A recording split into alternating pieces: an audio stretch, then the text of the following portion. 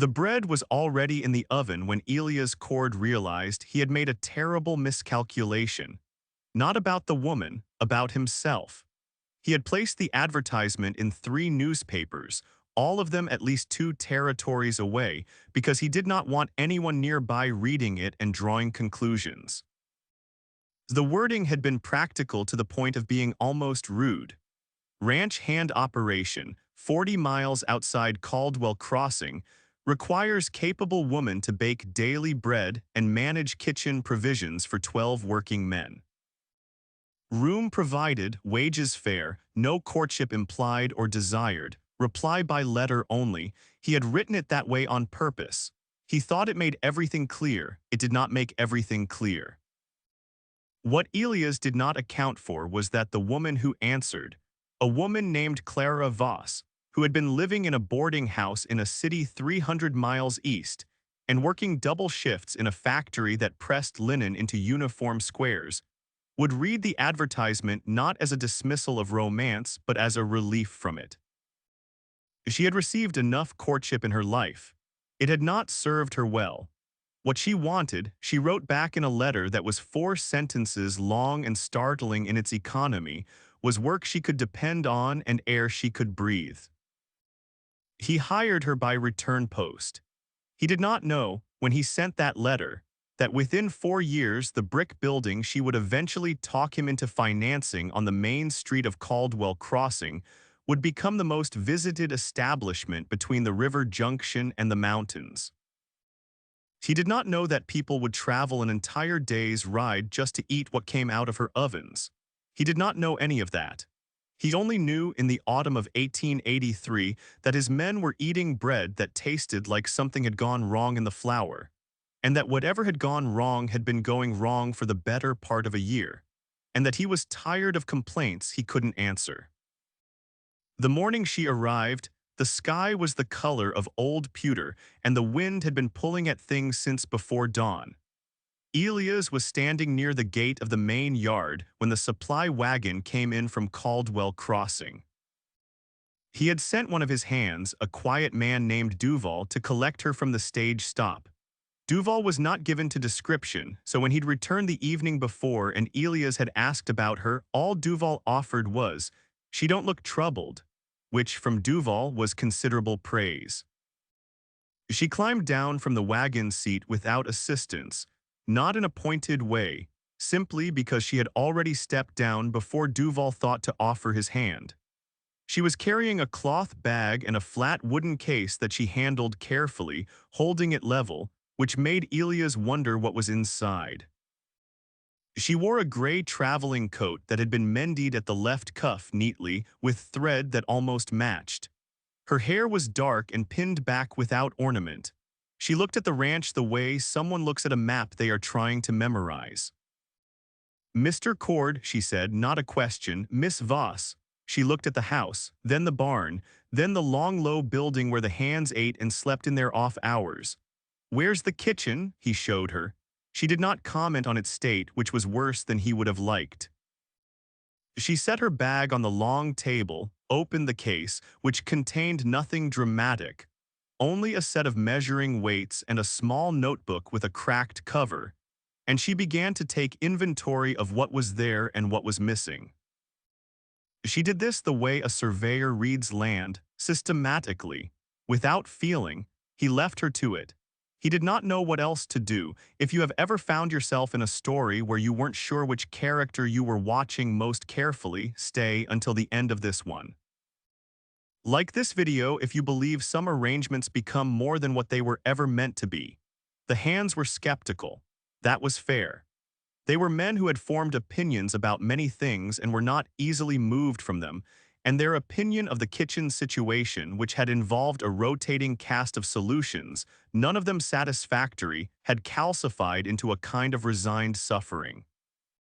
When they came to the long table that first evening and found bread, actual bread, with a crust that made a sound when you tapped it, and an interior that was soft and smelled of something warm and faintly sweet, there was a silence that Elias would think about later. Not silence like disapproval. Silence like a room adjusting to a new source of light.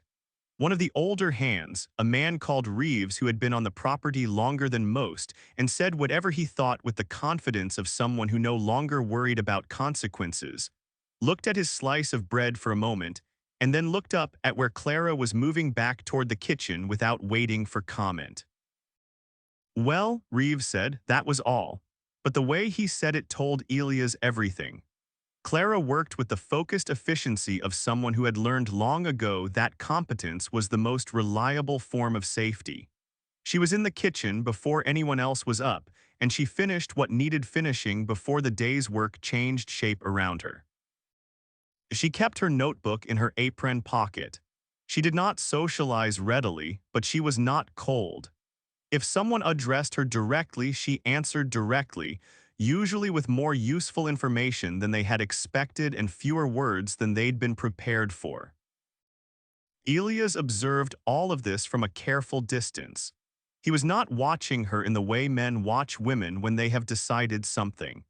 He was watching her the way he watched weather, or the way he read the behavior of the herd, looking for information that would help him understand what was actually happening versus what it merely appeared to be.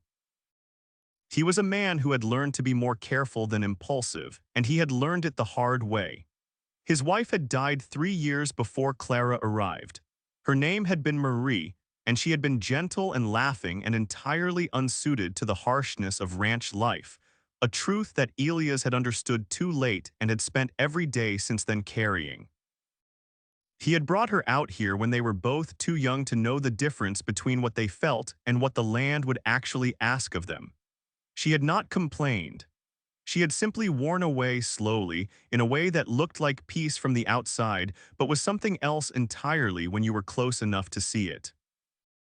He did not speak of her. He had told no one at the ranch more than the bare facts. This was his wound, and he kept it very clean. Clara settled into the routines of the kitchen the way a river settles into a new course, purposefully, irreversibly, and with no apparent need for discussion. Within 2 weeks, she had reorganized the provision system so that waste was nearly eliminated and cost dropped noticeably. Within a month, she had begun baking things that were not strictly required, small rolls with dried fruit on Sunday mornings, a kind of dense spiced cake when the temperature dropped sharply, things that she prepared without being asked and placed on the table without comment, as if they were simply part of what the land required and she was responding to it. The hands noticed. They noticed in the way men who do not know how to say something notice. They simply began appearing in the vicinity of the kitchen more often than any practical errand required. Elias noticed something else. She baked bread every morning. This was the primary requirement of her position, and she fulfilled it absolutely. But the bread she made was not merely bread in the way that a door is merely a door. Each batch was slightly different from the last in ways that were subtle enough that you might not consciously identify them: a little more salt, a different way of shaping the loaves, a variation in the baking time that changed the crust. She was experimenting. She was, within the strict boundaries of a practical obligation, practicing something that looked like art. He did not comment on this for some time. She did not seem to require comment. Weeks passed. Then months. The bread became a reliable fact of the ranch, like the weather and the water and the sound of the horses in the early morning. People stopped remarking on it because it had become, in the way that only truly good things can, simply what was expected. And Clara herself became part of the ranch's daily shape, a figure who appeared reliably in the kitchen before dawn and whose lamp was visible through the window at night long after the hands had retired. One evening in November, Elias came through the kitchen on his way from the back of the house to his study and found her at the table with the notebook open and a pencil moving in that careful particular way she had, pressing only as hard as necessary. Working late, he said. It was not an accusation. It was barely even a question. She did not look up immediately. When she did, she said, "I'm adjusting the recipe." He looked at the notebook. She did not turn it away. It was covered in small notations, measurements with arrows and corrections beside them, small drawings of what he took to be oven layouts, and in the margin of one page a number circled. What's the number for? He asked. A pause. Cost projection, she said. He looked at her. For what? She looked at him steadily. Something I'm thinking about. She did not explain further and he did not press. But the circled number stayed in his mind, not because it was large, it wasn't particularly, but because of the precision with which she'd drawn the circle. There was intention in that circle. There was a plan inside it. He did not know yet what to do with that. Spring arrived the way it does in that country, not gently, but with a series of false starts and cold reversals until one morning the air smelled unmistakably of something new, and the mud in the yard began to carry the particular quality of soil waking up. Clara had been on the ranch 7 months by then. Elia's accounting was orderly and he could confirm by looking at the numbers that her presence had reduced kitchen-related expenses by nearly a third. The men worked harder. He did not think this was a coincidence. He had also begun to notice during the winter months that the flat wooden case she'd brought with her that first day was not kept closed in her room, but was sometimes open on the kitchen table in the evenings, the measuring weights arranged beside her notebook, and that she was consulting some other document she kept inside the case that he had never seen. Not a letter, it was too substantial for a letter, but he couldn't determine what it was, and asking felt like crossing a line he hadn't yet been given permission to cross. It was Reeves who said something first. Reeves always said something first. He came to Elia's one afternoon in early March while Elia's was checking the fence line near the north pasture and said without preamble, the way he said most things, "She's been to Caldwell Crossing twice this week." Elias said, "I know." He did know. She had asked permission, which she was technically required to do, and he had given it without asking the purpose. He had simply assumed she had personal business in town. "She's been in the old Heller building," Reeves said. "The empty one on the main street." Elias said nothing. "Just thought you'd want to know," Reeves said, and walked back toward the barn as if he'd mentioned something no more consequential than the direction of the wind. That evening, Elias sat in his study for a long time before he got up and went to the kitchen. She was there. The lamp was burning and the notebook was open, and she was writing in the margins with her economical hand. "The Heller building," he said. She looked up. She did not flinch. "You've been asking around," she said. Reeves offered. She looked at him for a moment. Then she closed the notebook and laced her fingers together on top of it. "I have been thinking," she said, "about opening a bakery." He sat down across from her. He was not sure why. It seemed like a sitting-down kind of conversation. "In town?" "Yes. While continuing your work here, for a time, until it was established enough to support itself and someone else could come on." He thought about the circled number in the margin. He thought about the way she held the flat wooden case level when she carried it. He thought about the document inside it he'd never been invited to see. "How long have you been planning this?" She looked at the table for a moment. "Before I came," she said, something rearranged itself quietly inside him, not violently, just a small internal shift like a piece of furniture moved an inch. "You came here with this already in mind," he said. "I came here to earn what I needed to start it," she said.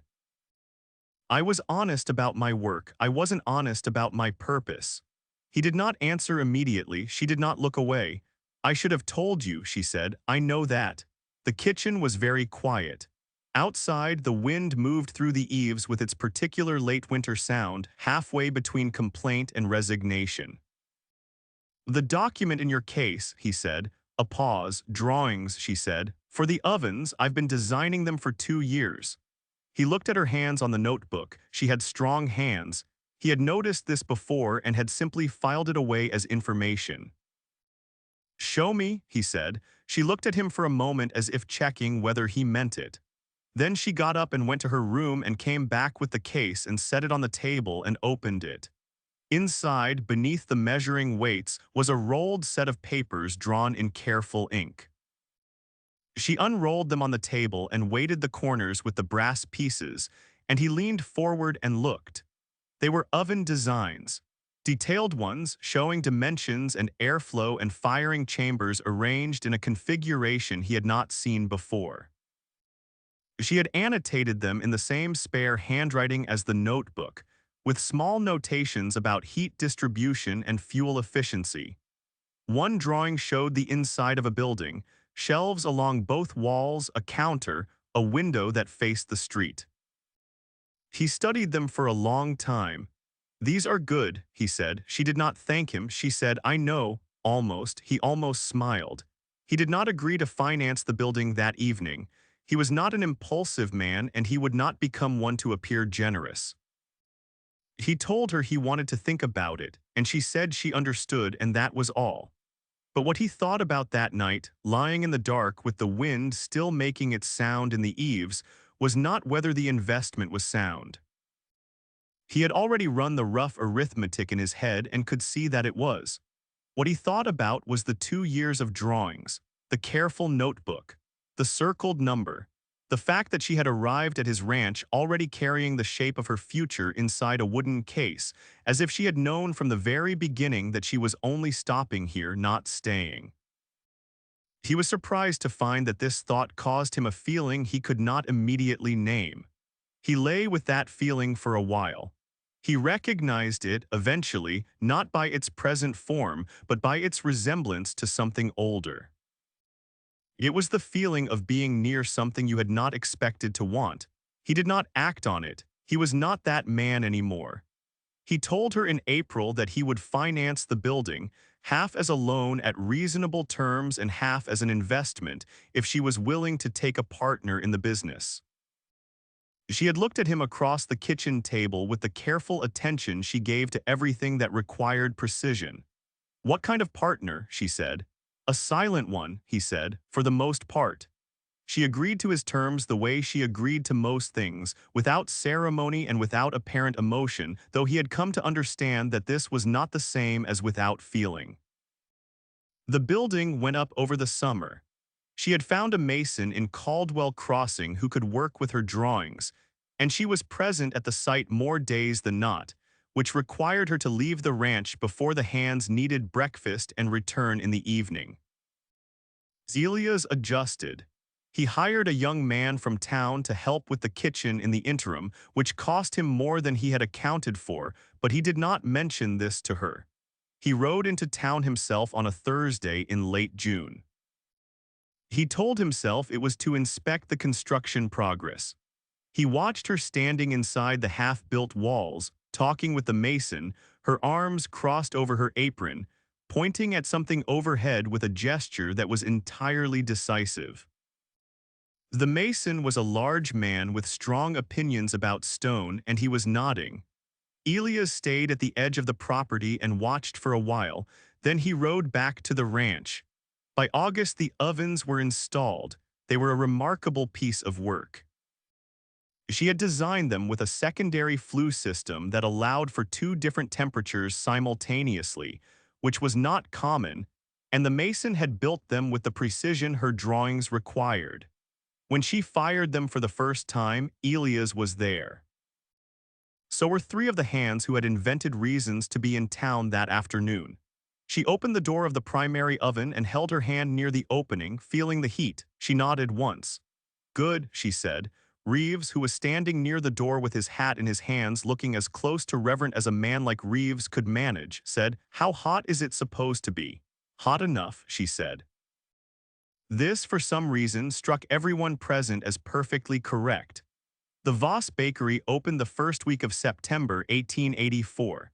The name had not been her first choice. She had initially written it in her notebook as simply Voss bread, which Elias had looked at and said, without much elaboration, was too small for what the building was. She had looked at him over the notebook. "What would you call it?" she said. "Something that tells them what they're coming to." She thought about this. "Voss Bakery," she said. "That works," he said. The opening week was not grand. There was no ceremony. She simply opened the door and there was bread inside, and word moved through Caldwell Crossing the way word moves through small places, which is faster than any publication and more reliable than most. By the third day, there was a line before she had unlocked the door. She was still baking bread for the ranch. She had said she would continue until the bakery was established enough to stand alone, and she was a woman who did what she said she would do. She was waking earlier now, baking the ranch bread in the small hours of the morning, delivering it herself before driving into town in time to open. Elias discovered this arrangement on a Wednesday in October when he woke before dawn for an unrelated reason and found the lamp burning in the kitchen and the bread already cooling on the rack and Clara's wagon gone from the yard. He stood in the kitchen for a moment. The bread was still warm. It smelled the way the kitchen always smelled now, like something that made the room more habitable than it had any natural right to be. He sat at the kitchen table. He was not sure how long he sat there. He was trying to identify what he felt, which was something he did rarely and without much skill. It was not quite concern. It was not quite admiration. It was something that lived between those two things and had no clean name. He rode into town that afternoon on the pretext of supply business and stood in the street in front of the bakery for a moment before going in. Through the window he could see her behind the counter, moving with the particular efficiency he had come to recognize as hers, handing something wrapped in cloth to a woman he didn't know, saying something that made the woman laugh. He went inside. She looked at him when the bell above the door rang. A glance, brief. "Mr. Cord," she said. She was already wrapping something for the next person in the line. He waited. The shop was warm and smelled powerfully of bread and something spiced he couldn't identify. The walls were clean and the shelves were well organized, and the window he had seen in her drawing, the one facing the street, let in the afternoon light in a way that made everything look slightly more solid than it actually was. When the last customer ahead of him had gone, he stepped to the counter. She looked at him with that careful attention. "You're wearing yourself out," he said. She looked at him for a moment. "I'm building something," she said. He thought of a number of responses to that. He chose none of them. "I know," he said. He bought a loaf of bread. He did not need it. He paid for it without comment because paying for it was the only gesture available to him that said what he wanted to say without requiring him to say it aloud, which was, "I see what you're doing. I think it's worth something. I'm not going to pretend otherwise." He carried it back to the ranch wrapped in cloth and set it on the table, and the hands, who were not going to say anything about the fact that he had ridden into town and come back with bakery bread when there was already ranch bread on the shelf, said nothing at all.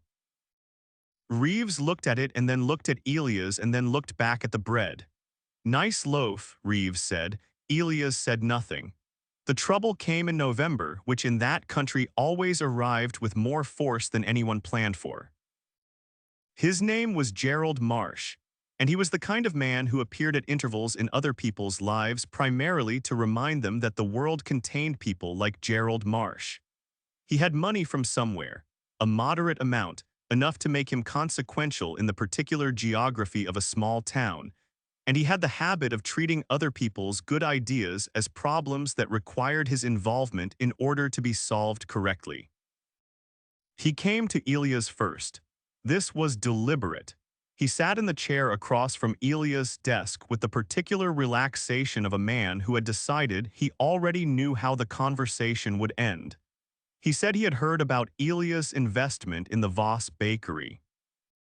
He said this was admirable but perhaps short-sighted, given the building's lease situation, which he understood was on uncertain ground. He was not here to cause difficulty, he said. He was here because he had an interest in Caldwell Crossing's commercial future, and he thought the bakery had significant potential that would benefit from more substantial capitalization, meaning his own. He proposed buying out Elias' stake at a reasonable price. Elias listened to all of this. He said, "Have you spoken with Miss Voss?" Marsh said that he intended to. Elias said, "I'd speak with her first." Marsh smiled the smile of a man who thinks he is being modest when he is actually being condescending. "Of course," Marsh said. Elias let him leave without saying anything further, but after the wagon had gone he sat at his desk for a long time. He was not angry. He had encountered men like Marsh before, and he knew that anger was the wrong tool for the situation. What he felt was something more deliberate, something that required careful thought before action. He rode into town the next morning. Clara was alone in the bakery, flour on her forearms, the ovens already at full temperature. The smell in the building was extraordinary that morning, something with anise in it and something else he couldn't place. He told her about Marsh. He told her plainly, all of it, the proposal and the mention of the lease and what it implied. She listened without interrupting, which was her way. When he had finished, she was quiet for a moment. The lease, she said, he's right that it's on uncertain ground. The owner of the building has a son who's been making noise about wanting the space. Elias said, I didn't know that. I've been handling it, she said. How? She looked at the oven, then back at him. I've been in conversation with the town council about purchasing the lot outright, she said. It requires more capital than I have. I was going to speak with you about it. He looked at her. When, he said, when I had the exact number. He thought about this. He thought about the circled numbers in her notebook.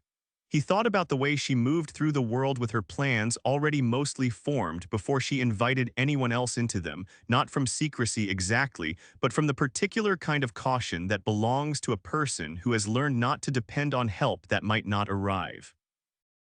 Clara, he said, it was the first time he had used her given name. They both noticed this. You don't have to wait until everything is certain to ask, he said. She looked at him steadily. I don't ask until I know what I'm asking for, she said. I know, he said. I'm telling you it's all right to ask before that. A pause long enough to matter. All right, she said. I need to purchase the building. I need a partner who can commit to the remainder of the capital. I need Gerald Marsh to have no reason to be involved. He said, I'll draw up the papers this week. She held his gaze for a moment. You haven't asked what it will cost you, she said. I know what things cost, he said. I'm not concerned. She looked at him with an expression he hadn't seen on her before. It was not gratitude exactly. It was more like recognition. The way a person looks when they have been seen accurately for the first time and aren't sure yet how to hold that. He bought the building in December. The papers were structured so that she held the majority stake and he held the remainder, which was both fair and, as he told her when she noted the imbalance, entirely intentional. This was her bakery. He had said from the beginning he would be a silent partner. He intended to keep that promise. Marsh came back once more in February and made a slightly different proposal, one that Elias understood was aimed at Clara directly this time. He intercepted this visit at the front door of the bakery, which was perhaps not strictly his place, but he did it anyway. He told Marsh in the quiet plain voice he used for serious things that the bakery's ownership was fully documented and legally settled, and that Marsh's interest in it, while doubtless well-intentioned, was no longer a viable avenue for investment. Marsh looked at him for a moment. This a personal matter for you, Cord, he said. Elias thought about this with the seriousness it deserved. Yes, he said. Marsh left. He did not return.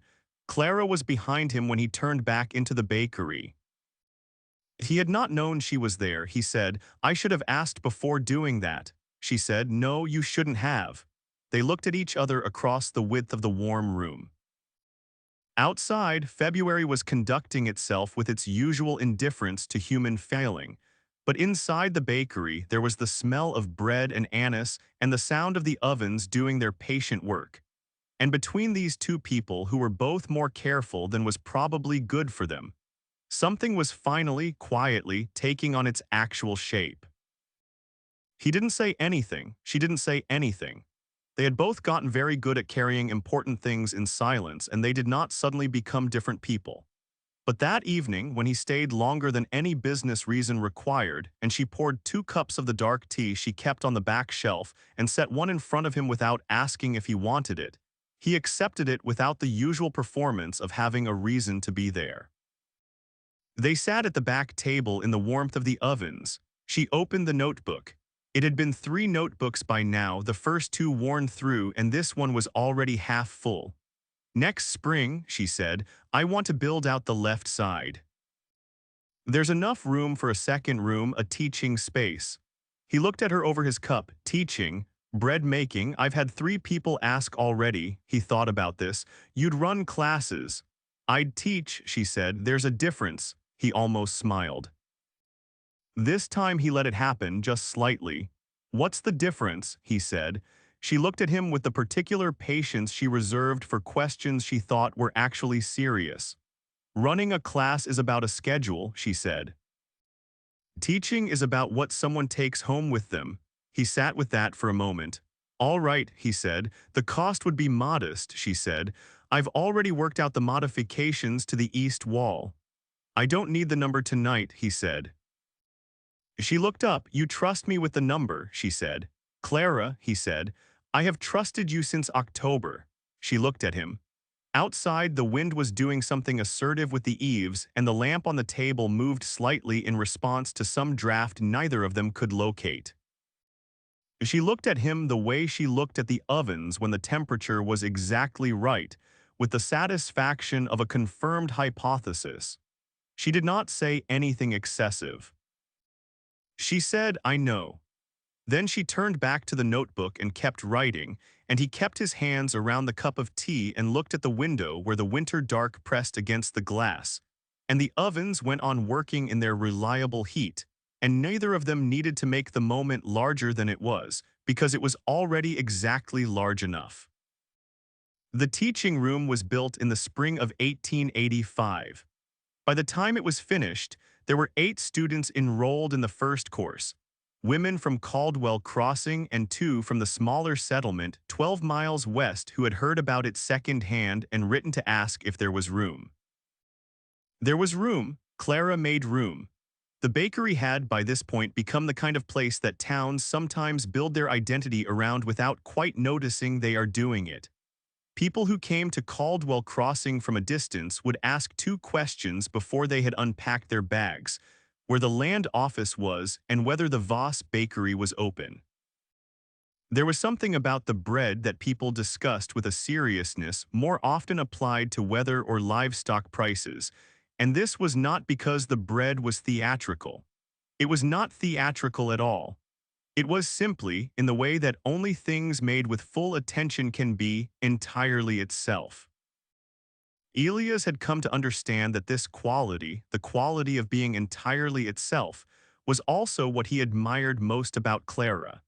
It was not a comfortable thing to admire in someone else, because it had a way of making you look at yourself with similar precision, and what he saw when he looked at himself was a man who had spent 3 years being very good at not needing anything. He had done it well.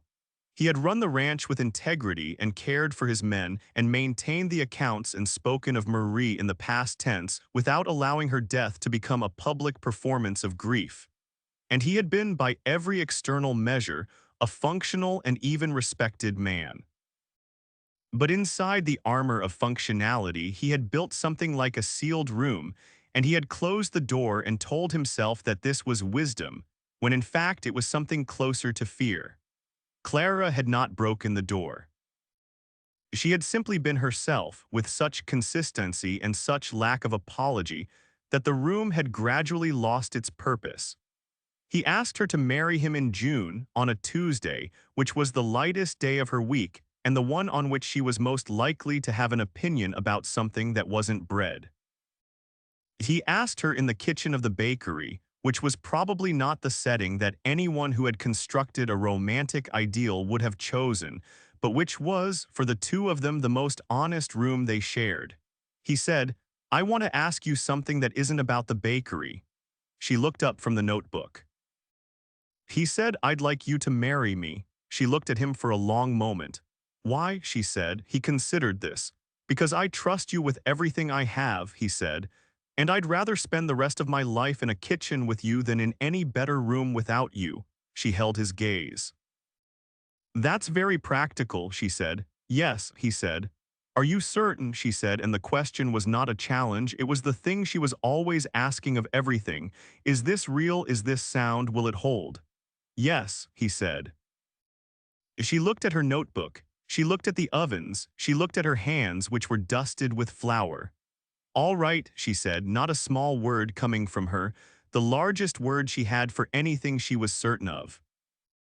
They were married in August, quietly in the courthouse in Caldwell Crossing, with Duval and Reeves as witnesses. Reeves brought a jar of preserves from his sister, which was a more emotional gesture than anyone present acknowledged. There was no ceremony after.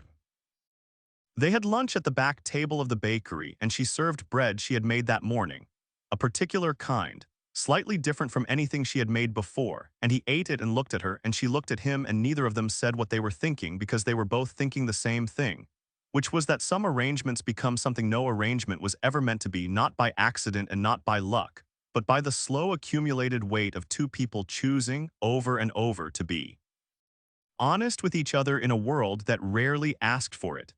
The Voss Bakery ran for 31 years under Clara's direction. It outgrew its original building twice. The teaching program she had designed in the third notebook became the foundation for a cooking school that a woman she had taught in that first cohort eventually expanded into something regional and celebrated. The bread recipe was never written down completely. Clara kept the full version in her head, as she always had, noting only the variables in the notebooks, of which there were eventually 14, each one worn at the spine in the same way, each one filled with the same spare handwriting and the same careful circles around numbers that meant something was being decided. In the last years, when the town had grown enough that its identity was no longer in question, people sometimes asked how it had come to have such a bakery, such a school, such a particular quality of place. The answer they received from anyone who had been there long enough was always the same, and it was never the dramatic version. It was always the plain one. A man had needed bread for his ranch hands. A woman had needed steady wages and clean air. They had both gotten what they asked for, and then, because they were both the kind of people who did not stop building when what they had was merely sufficient, they had gotten considerably more. On a morning in September, the month of the bakery's 31st anniversary, Elias came into the kitchen at first light the way he had done most mornings for the better part of their married life, and found Clara already at the table with the last notebook open and a cup of the dark tea at her elbow. The ovens were running. The bread was in. The smell that filled the room was the same smell that had filled the kitchen of the ranch on that first evening, more years ago than either of them calculated aloud anymore. He sat across from her. She did not look up immediately. When she did, she looked at him the way she had always looked at things she had confirmed, with the steady satisfaction of a hypothesis proven. "What are you writing?" he said. "New variation," she said. He looked at the notebook. In the margin, a number circled. He almost asked what it was for. But he had learned, over many years of being married to a woman who circled numbers only when she was certain that the answer would come when the number was ready. He put his hands around his cup. The ovens worked. The bread was almost done.